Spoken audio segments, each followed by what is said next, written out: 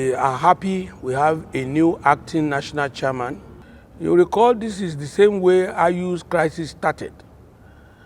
And this former chairman, Damagum, will go the way of IU.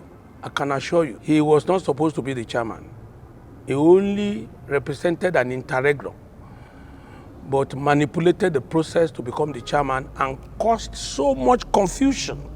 And you realize that the party could not even hold neck for a long time. It shows that the man, Damagum,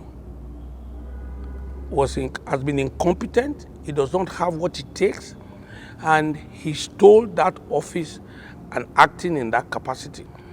Therefore, we want to appeal to the new acting chairman, assuring him of a cooperation of all party members, ask him to reposition the party, ask him to make all necessary corrections in state chapters, prepare for convention.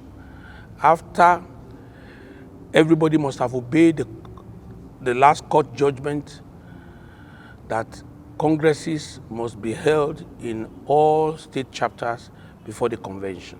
Truth, the PDP is in trouble, but you never can tell. You can find a doctor in an Abdurrahman who is willing to turn the table around for the party. But right now, the party is in comatose.